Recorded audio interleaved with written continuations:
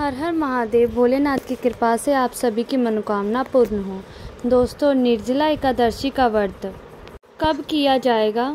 व्रत का पारण कब है किया जाएगा? निर्जला एकादशी के नियम क्या है?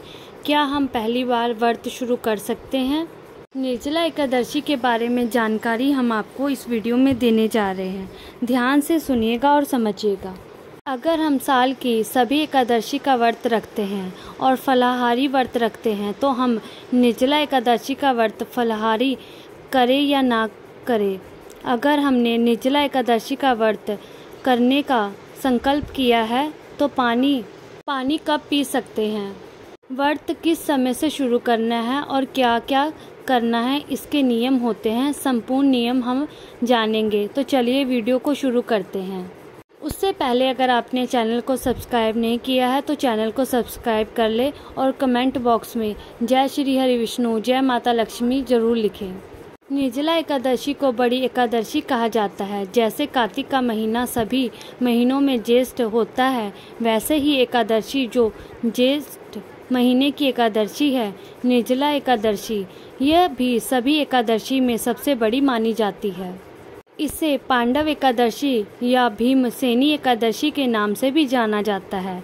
निर्जला एकादशी को सबसे कठिन व्रत माना जाता है क्योंकि ये गर्मी का महीना है, जेठ का महीना है, गर्मी का महीना होता है और इसमें निर्जल व्रत करना होता है पूरे 24 घंटे का। पहले दिन के सूर्योदय से लेकर के दूसरे दिन के सूर्योदय तक निर्जल व्रत किया जाता है और उसके बाद में अपने व्रत का पारण करते हैं। उसी के बाद आप पानी पी सकते हैं। इस बीच में आप पानी की एक घूंट भी नहीं पी सकते, वरना व्रत भंग हो जाता है। तो यह व्रत बहुत ही कठिन होता है, लेकिन जैसा यह कठिन व्रत है ऐसा ही इसका फल होता है। केवल इस एक व्रत को करने से साल की सभी एकादशी का फल प्राप्त हो जाता है।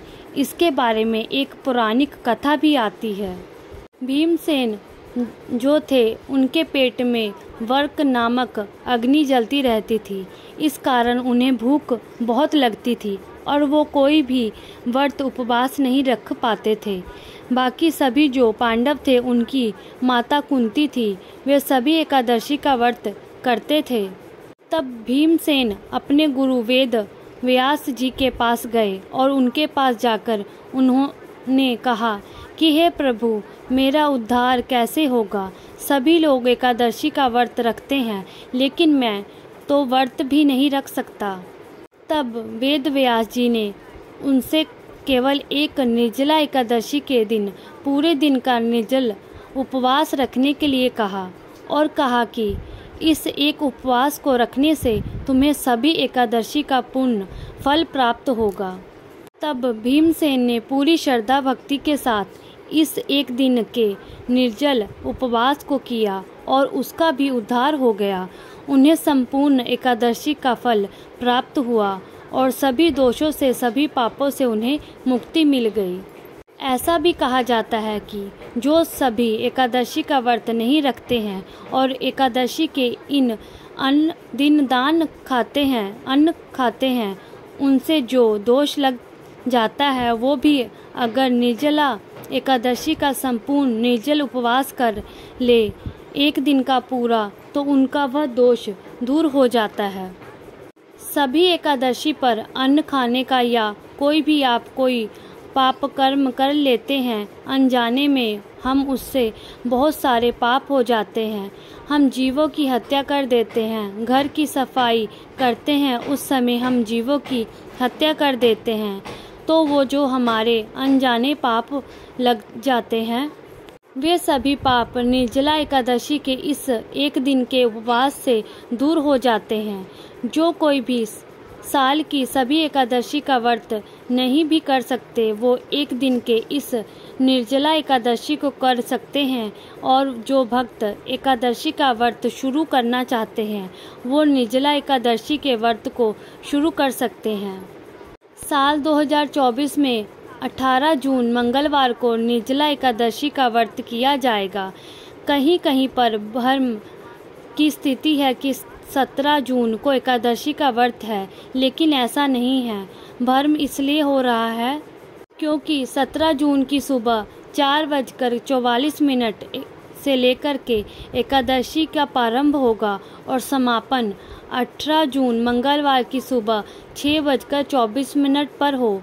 तो 17 जून सोमवार को पूरे दिन एकादशी है। सूर्योदय से लेकर के पूरे दिन एकादशी है। ऐसे में भ्रम की स्थिति है कि जब 17 जून को पूरी तरह से एकादशी है तो व्रत 18 जून को क्यों किया जाएगा, 17 जून को क्यों नहीं किया जाएगा। वो इसलिए क्योंकि 17 जून का जो व्रत है वह दशमी युक्त है और दशमी युक्त एकादशी का व्रत करना शुभ नहीं माना जाता है।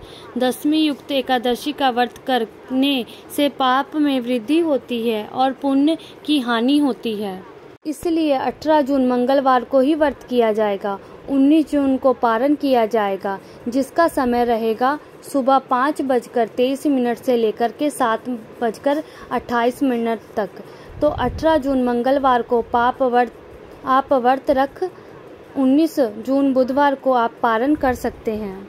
अब जान लेते हैं कि निर्जला व्रत को कर रहे हैं वो पानी कब पी सकते हैं।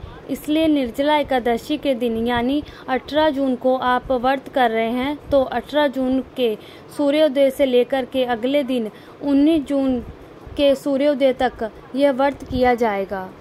इस बीच में अगर आपने निर्जल निराहार व्रत रखने का संकल्प किया है तो आप पानी नहीं पी सकते हैं। 19 जून बुधवार को व्रत पारण करने के बाद ही पानी पी सकते हैं। अब कुछ लोग प्रश्न करते हैं कि सूर्योदय से सूर्योदय तक का व्रत है तो हम सूर्योदय से पहले तो बहुत सारा पानी पी सकते हैं ना। तो देखिए 18 जून को सुबह 4 बजे से लगभग ब्रह्म मुहूर्त शुरू हो जाएगा। उससे पहले ही आप पानी पी सकते हैं। एक और बात, अगर आपका शरीर साथ नहीं देता तो आप निर्जल व्रत न करें। जैसे और एकादशी का फलाहारी व्रत करते हैं इसी प्रकार से फलाहारी व्रत भी कर सकते हैं। और एक बात, अगर आपने निर्जल व्रत का संकल्प किया है और किसी वजह से आपकी तबीयत खराब हो रही है, आपके शरीर को कष्ट हो रहा है, तब आप बीच में भी पानी पी सकते हैं। जो लोग दवाई लेते हैं वो दवाई भी ले सकते हैं। दवाई लेने का कोई भी दोष निर्जला एकादशी व्रत में नहीं लगता है। जो लोग सभी एकादशी का व्रत रखते हैं, फलाहारी व्रत रखते हैं, वह निर्जल एकादशी का व्रत उपवास भी रख सकते हैं और फलाहारी उपवास भी रख सकते हैं। ये बिल्कुल आपके ऊपर निर्भर करता है। आपका शरीर जैसा साथ देता है आप वैसा ही व्रत कर सकते हैं। एक और प्रश्न यहाँ पर आता है कि क्या हम निर्जला एकादशी के दिन आचमन कर सकते हैं। तो देखिए, आचमन कर सकते हैं। आचमन करने का कोई भी दोष नहीं लगता। एकादशी का जो व्रत होता है वो पूरी तरह से शुद्धता के साथ रखा जाता है। जब हम स्नान करते हैं तो शरीर को बाहरी रूप से हम शुद्ध करते हैं और आचमन करते हैं तो आंतरिक रूप से हम उसे शुद्ध करती हैं। तो आचमन कर सकते हैं, आचमन का दोष नहीं। लेकिन आचमन में भी 5 ग्राम से ज़्यादा पानी नहीं लेना चाहिए। 5 ग्राम से अगर पानी ज़्यादा लेते हैं आचमन में तो उससे भी व्रत हमारा टूट सकता है, भंग हो सकता है। निर्जला एकादशी का व्रत का जो पारण है वो जल और तुलसी दल के साथ ही किया जाएगा। जब आप निर्जला उपवास कर रहे हैं तो जल और तुलसी दल के साथ आप अपने व्रत का पारण करें। पूजा पाठ करने के बाद ब्राह्मण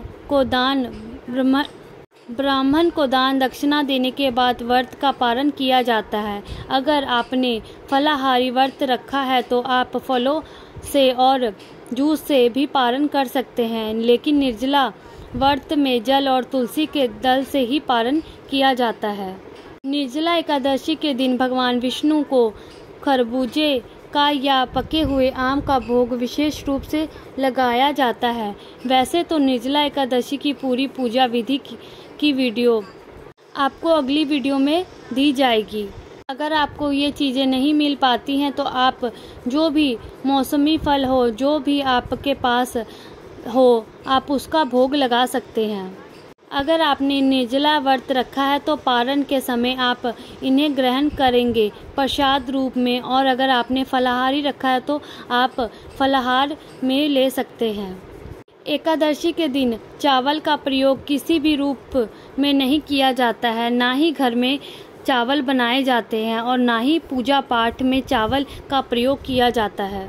जब आप संकल्प कर रहे हैं एकादशी का, उस समय भी आप चावल का प्रयोग न करें। हाथों में सफ़ेद तिल लेकर के, पुष्प लेकर के, जब जल लेकर के आप भगवान के सामने बैठकर एकादशी व्रत का संकल्प कर सकते हैं। जो नियम हमने आपको बताए हैं वही नियम के अनुसार आप निर्जला एकादशी का व्रत का रख सकते हैं और उसका पारण कर सकते हैं।